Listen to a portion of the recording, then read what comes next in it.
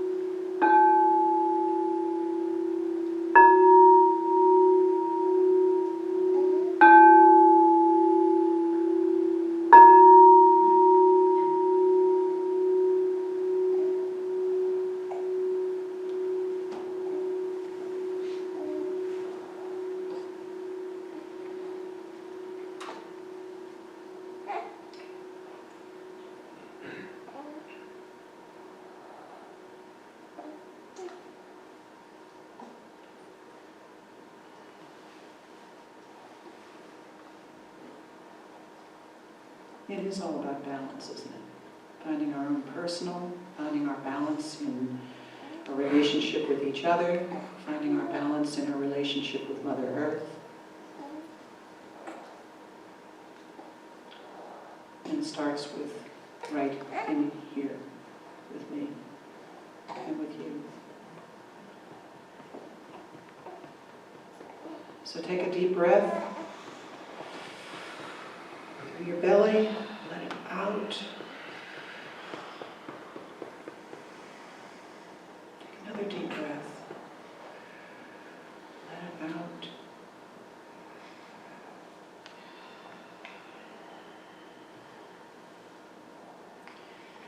And as you move back into your more solid place here, I'm going to invite my friend Margie to come up and grace us with her music. Thank you.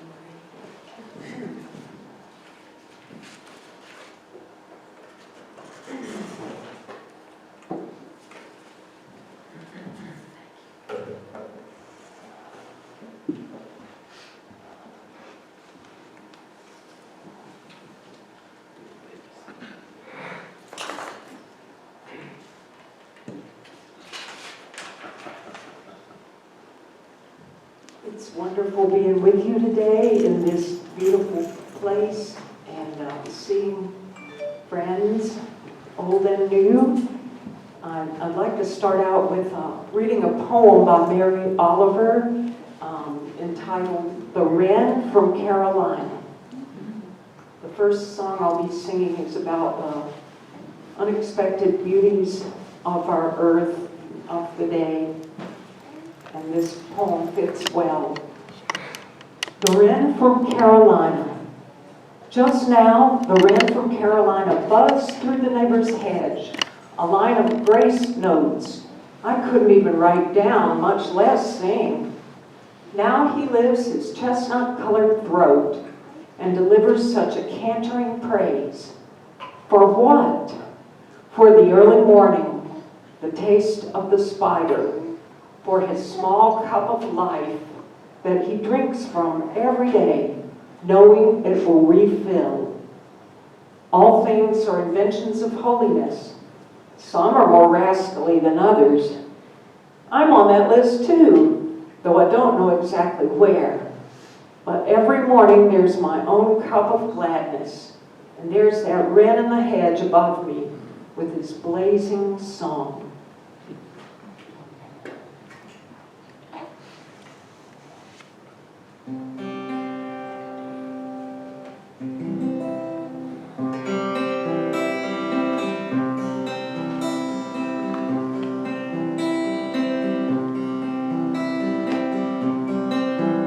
For the beauty of the earth,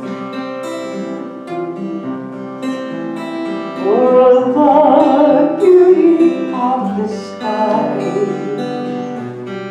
for the love which from our birth over utterance lies, over and around us lies. Lord, all fall to thee we raise this our joyful hymn of praise.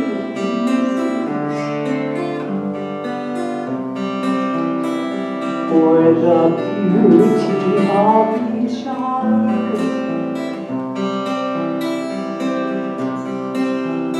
of the day and of the night, hill and dale, and tree and flower,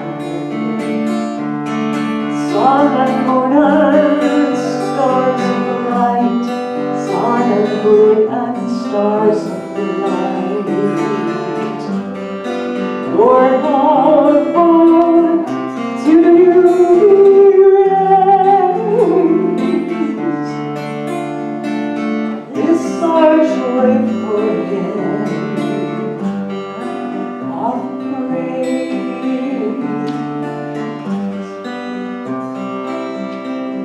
for the joy of human love. Brother, sister, parent, child, friends on earth and friends apart. World gentle thoughts and mild, world gentle thoughts and mild. Lord, Lord, to you praise.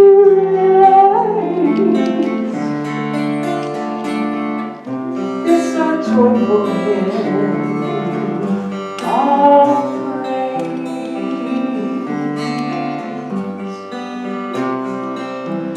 For each perfect gift of thine, to her love is so freely given, graces pure and divine.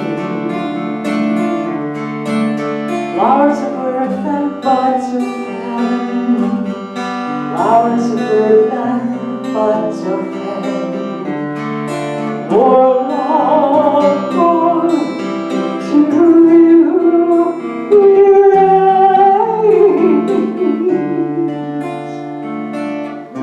This our joyful hymn of praise. This our joyful hymn of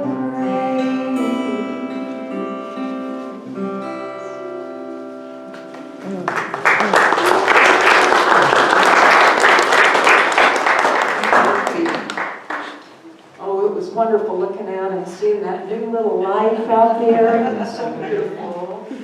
What's the baby's name? Her name is Emma. Emma. Hey, Emma. She loves music. Oh, she's beautiful. Thank you. Now, she's the most beautiful. She is. Did I get a couple of votes to pass out a song sheet? I think some of us know this, but it may be new, and there may be enough for everyone, or some might need to look on with a friend. So. It's a big one this time. I got extras.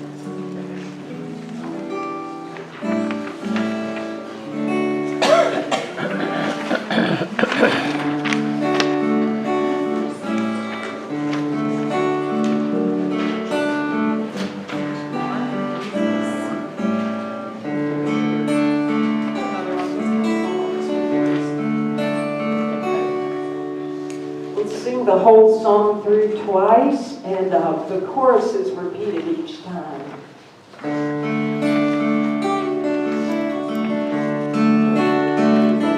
There is peace, there is hope, and it's not so far away. There is peace, there is hope, and it's not so far away. Walk into a light within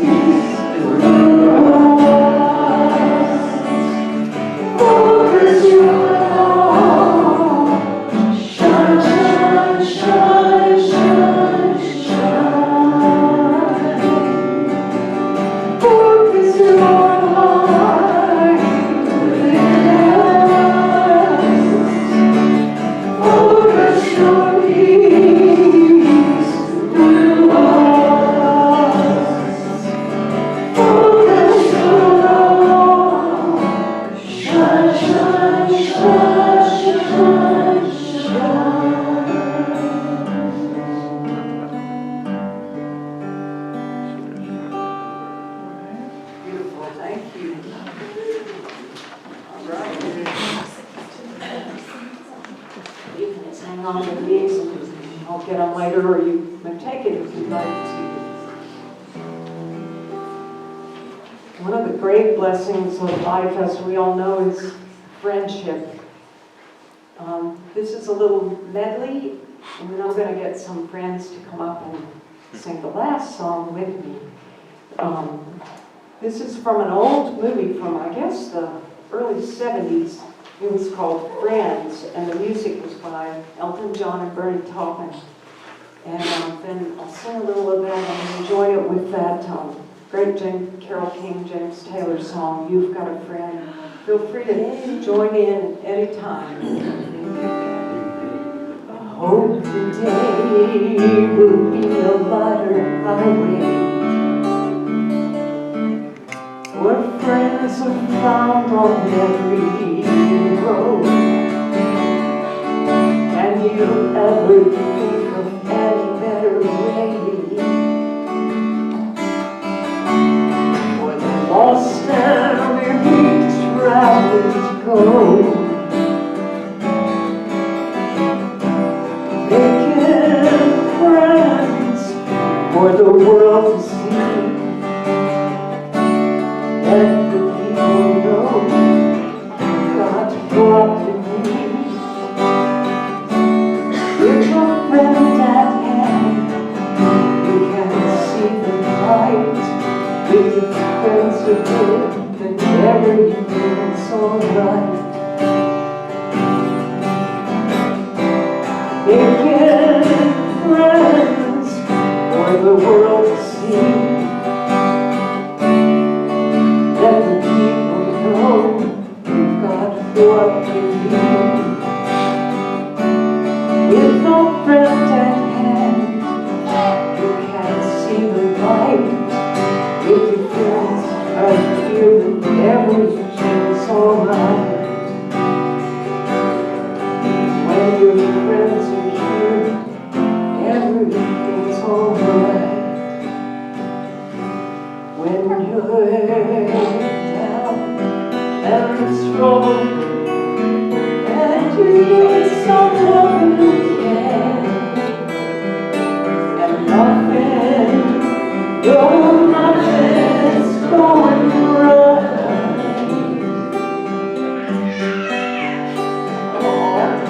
Close your eyes and think of me, and soon I will be there to brighten up even the darkest night. You just call out my name, and you know wherever I am, I'll come running to see you again.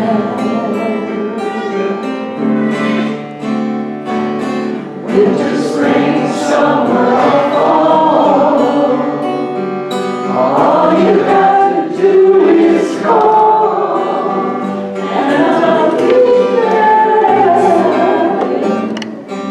You've got a friend.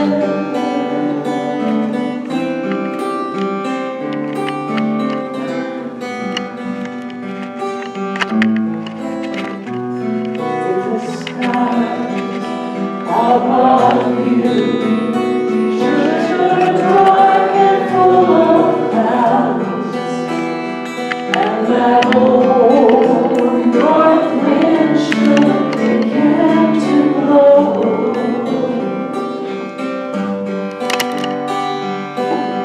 get yourself together and call my name aloud. Now soon I'll be knocking upon your door. You just call out my name, and you know wherever I am, I'll come running to see you again.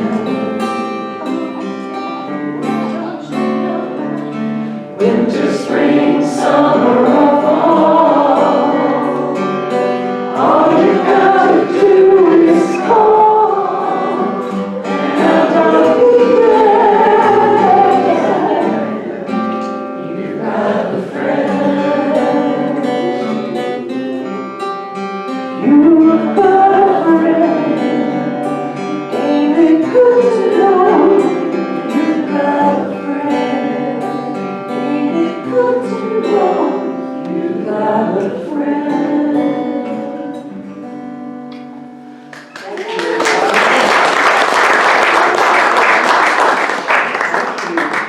I'm going to unplug and move a few things, and my friend Ruth Henry and Catherine Brown, better now than during the song, are going to come up and join me on their beautiful voices, these beautiful ladies, on a song called One Voice by the Waylon Jennings. Okay.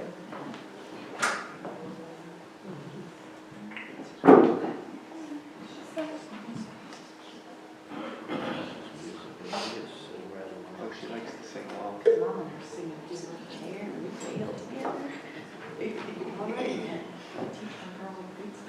She likes James Taylor.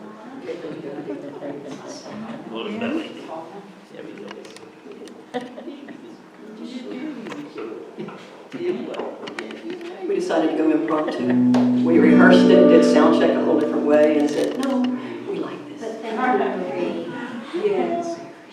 She had worked with us so much on getting the sound right, and then we changed it all up at the last minute. But you'll see why, because the song is called One Voice, and it's going to make a lot of sense with being close here. And then you all are going to be part of the One Voice too.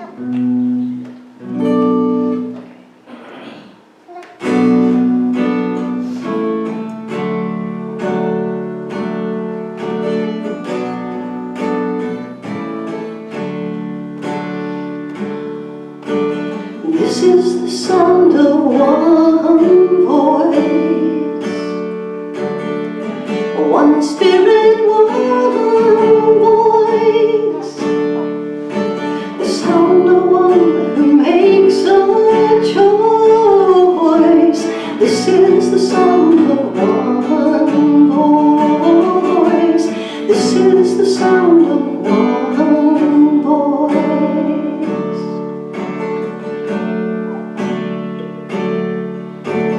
This is the sound of voices too.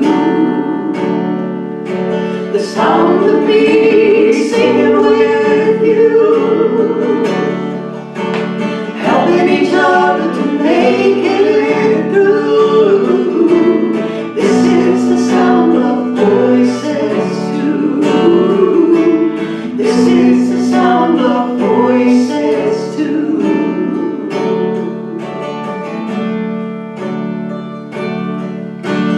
This is the sound of voices three, singing together in harmony, surrendering to the mystery. This is the sound of voices three. This is the sound of voices three.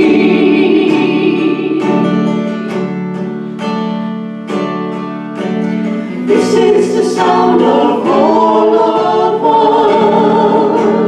us, singing with love and a will to trust. Leave the rest behind and return to dust. This is the sound of all of us. This is the sound of all of us. Ooh, ooh,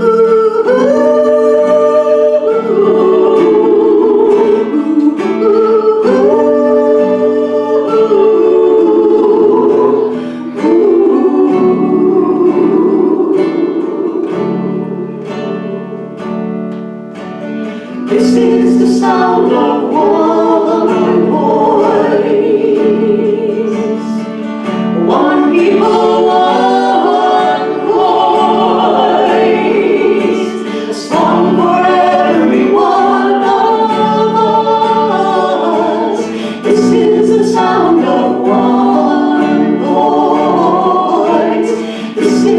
sound of one voice.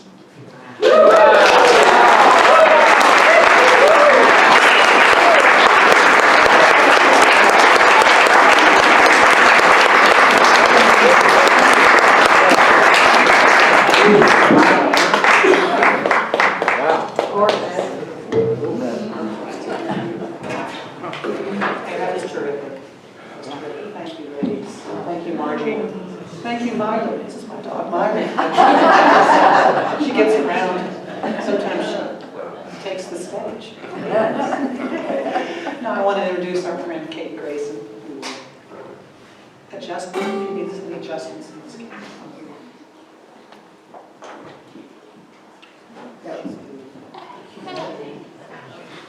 Yay, Kay.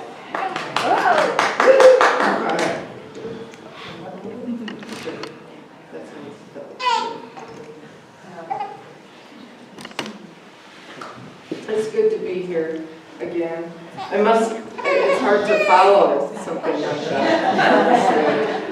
We could all go home spiritually enlightened. Just from the sound of one voice, for sure. I'm unsettled today. I don't know if you can feel that or if you've already said hello to me. I'm a little on edge. And over the last week, I rewrote this talk, and so I'm not as prepared as I often would be. A very close friend of mine died. A very, very close friend of mine died a week ago yesterday. And it's so fitting to have new life in a place where my heart feels so full and empty at the same time. We studied together, and we were ordained together within a month of each other. And we spent a lot of time together over the last few years. And in last spring, she was experiencing some discomfort. But because we're a new thought, we prayed a lot and retreated a lot. And she didn't go to the doctor maybe as quickly as she could have.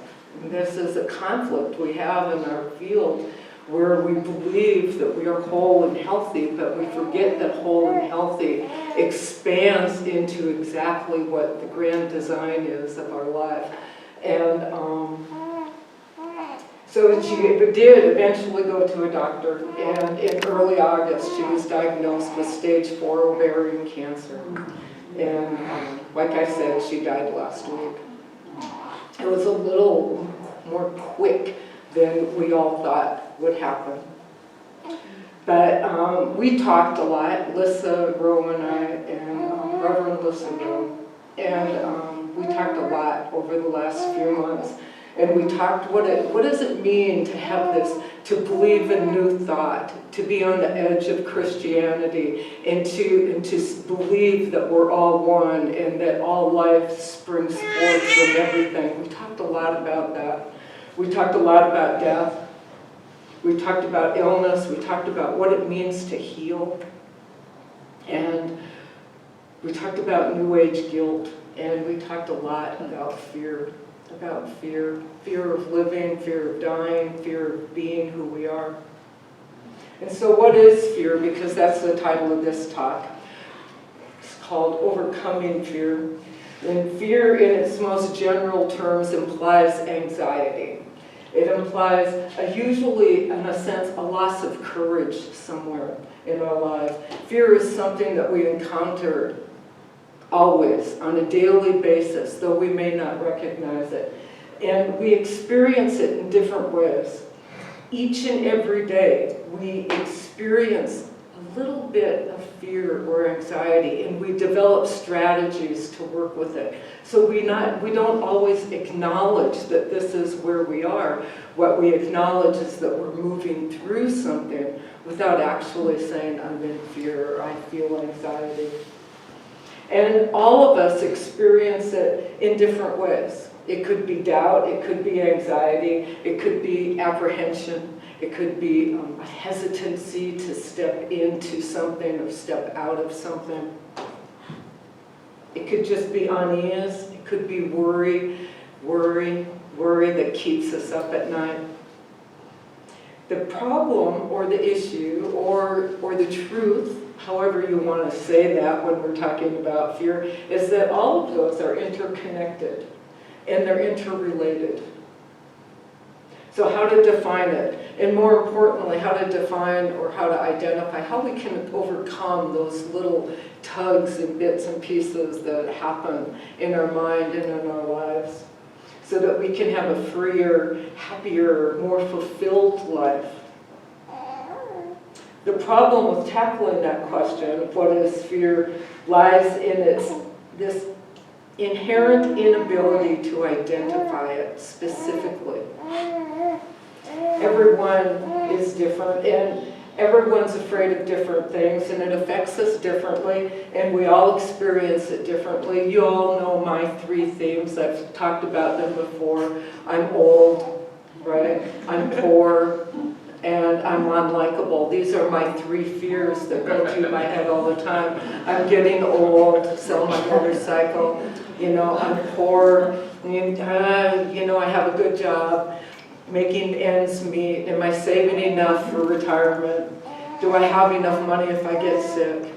Right? And then basically I'm kind of pushy, judgmental, and people just don't like me. They tolerate me, and I worry about that in the middle of the night. And what you might be threatening, find threatening, is different than what I find threatening and fearful. And the true inherent danger of fear is its ability to play with our emotions and to challenge our perceptions. That's the issue of fear. It plays with us, and we play back. So there are situations, though, where fear is a welcomed experience. Some of us love rides at the state fair, that feeling of having the bottom drop out and screaming delightfully while we giggle and laugh with our friends. There's that. Sometimes we watch, there are some people who love those horrible horror movies, right? The old Hitchcock things that just can get you going, right? I have never watched those. I don't know. My friends are like, oh, like that. And I'm like, my head, even if I go, I've got my ears plugged, and I don't watch those things. That's not one for me. Haunted houses, not for me. Theme parks, not for me. But I know that everyone enjoys different things. I skydive, right? And I do many things. I ocean kayak alone to different islands, and I spend a lot of time alone backpacking, and a lot of things that some people would find very fearful to step out and do. So fear affects all of us differently. But then there's those other fears, the ones that can immobilize us, the ones that keep us in front of our TVs watching Netflix or Amazon Prime or books, so that we don't want to step out of our house, and it even takes energy to step out of our house to go buy groceries or to go to the gas station. Those things, this is the type of fear that has the ability to derail our lives and to set us on this path where we feel so lonely and alone in our lives. And it manifests in procrastination, minimizing ourselves and others. It manifests in gossip and judgment of others as well. Fear does that to us. So in this field, in New Thought, we don't often give credence to what we're thinking or what we're feeling, and often we don't tell the truth to each other either. And we're plagued by the series of what ifs. What if this happens, and what if that happens, and what if I do it this way? And these questions seemingly sometimes get more catastrophic as the what ifs build on each other. And so I ask you to think about, what is it that makes you feel stuck? What is it that creates a lack of movement in your life? We feel caught between energies, and that's not good or bad. And the question is, how best do we move forward out of that space? It's almost as if we're tethered in the faith that we know we're all one and that all is in divine order, and yet we have this tug of movement, and we're unsure of which direction to go. And to move forward requires that total focus and concentration of energy and attention. And I have to ask myself sometimes, am I truly willing to commit to my many paths that are before me? And are you willing to commit to the many paths that are before each one of you? And because these movements forward require a blind leap of faith that takes us past the fear, and the fear stops us from taking those leaps. It's that paradox of the world that we live in. And if we're not, we have to look at the opposites that are holding us in place. These paradoxes that feel like we can't go one way or the other, and we can't move forward or we can't move back. And we have to create the clarity of action that defies the expectations and defies our fears. And we have to look at that point of where God is within us. And then we have to go, well, what thoughts do I need to eliminate? What goals do I want to achieve? And I'm a list maker. So sometimes for me it's enough to say, you know, grade these 2 classes, do laundry, and maybe dust the bookshelf. And that might be all I can do that day. That's how I set my goals for the day sometimes. And then sometimes it's like I have a list of people to call. And I have I teach communication, and I have a friend here who called me, 2 weeks ago, and to confirm, and just a few days ago I called her. My procrastination is so high right now that it's like I can teach communication, but I'm not very good at it. You know? And that's a problem. What am I waiting for, and am I prepared to accept what Spirit is offering me right now in this moment, is the question I ask myself sometimes. Even when I'm in fear, am I prepared to accept what Spirit is putting before me? Hopkins says, if we are to transcend our limitations, we must look above and beyond them. We must look toward. And what we look toward draws us forward into what we believe. She encourages us not to be deceived by our imagination, not to be deceived by the what-ifs that we come up with, and to live by principle instead. And reason principle. As soon as we know the meaning of all things, clearly we know exactly what to do. Sometimes that doesn't take us out of the fear, though. But she says to act on principle and to act on faith instead of analyzing, dissecting, or hedging, hedging your bets. Just release it and confront it. And confronting the turning point is the point of our spiritual evolution. That's it. When we can confront something and step into it anyway.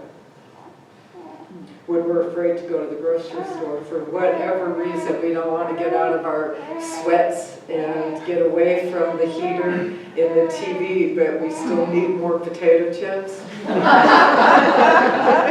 Something tells us we have to move forward. Something does.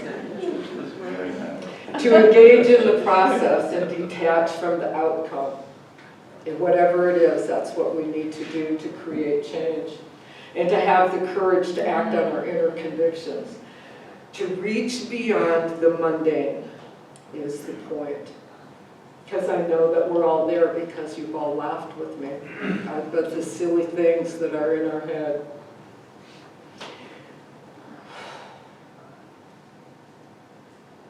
So when resistance to change is replaced with the recognition that we are the I am, we are God, that is when we become the messenger in the world. Mother Teresa used to pray. She said, I used to pray that God would feed the hungry and do this or that, but now I pray that God will guide me to do whatever I am supposed to do, what I can do. I used to pray for answers, but now I pray for strength. And transformation comes when we move toward that which we fear without any justification of our experience and what we expect to happen. Overcoming fear. First, we need to be willing that we are afraid, to recognize that we can be afraid and that that's okay. And to recognize what exactly we are afraid of. The goal is to, as Emma Curtis Hopkins says, is to remember and return to the true nature of what we are, of who we are, which is that we were all one. We're all one voice. We are the great I am. And if one is something, then we are all something.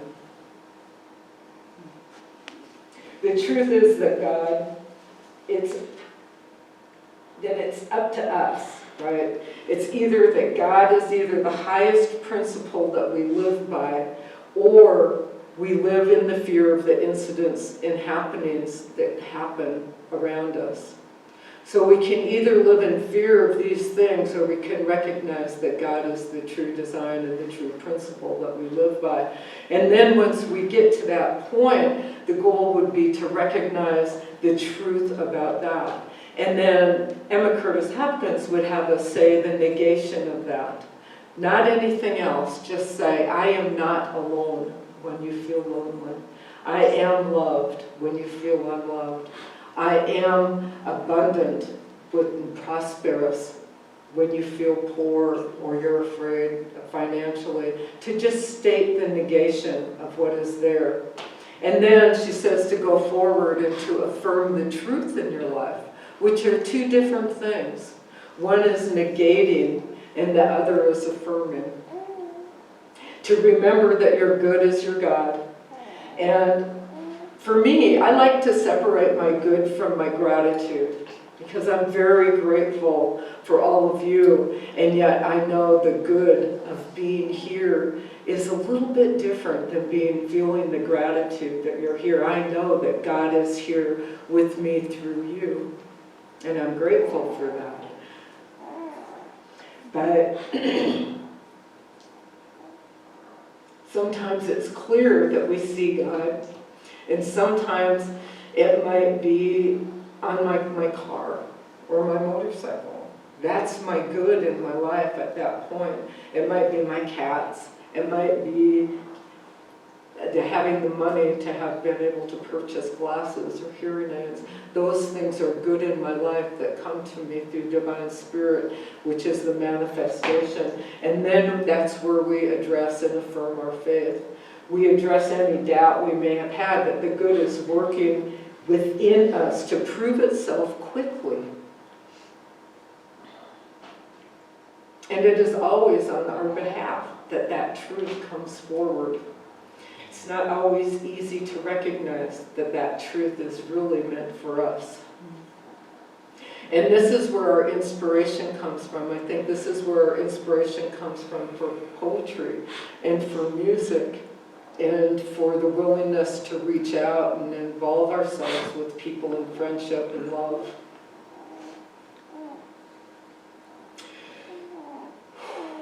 We know truth behind the appearances of negativity or distress, and seeing the God in all things, even if we have to take it back to the basics. If all things, living and inanimate, are God, then God is in all things. The pews, the benches, and the chairs that you're sitting in are God.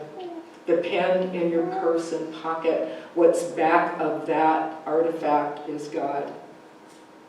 The money in your wallet, the gas in your car is also God. It's also Spirit.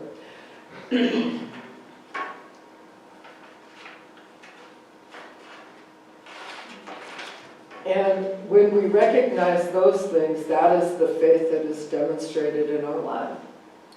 Our good is manifesting continuously all around us. And our minds will demonstrate as much truth as it has the courage to stand by its convictions. And if we stand in the convictions that fear creates in us, our mind will create that truth as well. The paradox is to remember that we are not the creators of our life. The creator is that divine spirit that's not outside of us, but it's within us. But we, up here, we are the instigators of our life. We set the path. We are the heart of what we do. But the creation out here, all around us, is what we move through. They're one and the same thing, and that's the paradox. That's the paradox we live in constantly.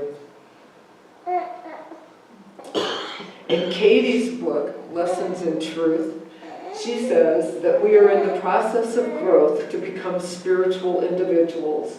We get many falls, and many bumps along the way, but only through these experiences can we grow. Can we grow into those spiritual individuals that we're striving to become today? And there is this spiritual understanding when we come to terms with who we are and the path that we are on. Be present for others. That's one reason that we're here.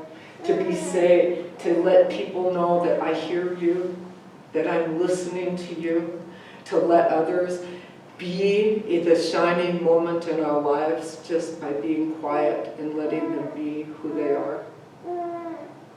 My job, our job, is to give others faith in their own voice and to let them know that we're listening. And that purpose of just being there, of listening, is to break through our own self-referencing. Instead of offering an argument or a solution or one-up with a story of your own, ask them, what else? Why does this matter? From where you are, what is in front of you now? Where is solid ground? What now? And what is your next step? These are questions that Lisa and I would ask each other over these last few months. And I would ask her, I'd say, what now? What is your next step? And she would say, I will wait. I wait now.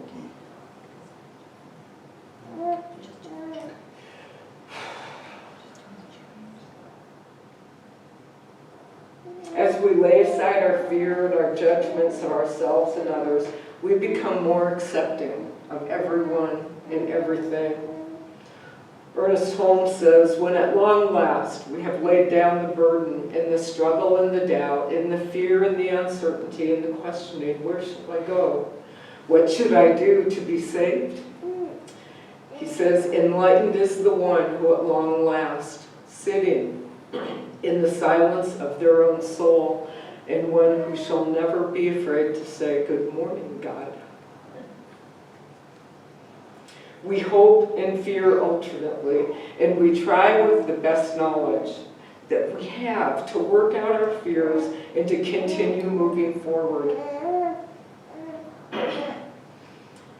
As we become more aware, we are always striving to know more truth and to have more faith in our path. There's an affirmation, I'm not sure where I got it from, but it goes, the entire knowledge and intelligence of the universe flows through me now, propelling me forward into right action. I love that, and I wish I could remember where it came from, but I don't. The entire knowledge and intelligence of the universe flows through me now, propelling me into right action. So always remember, all there is love, and the rest we make up. And thank you for letting me share with you today.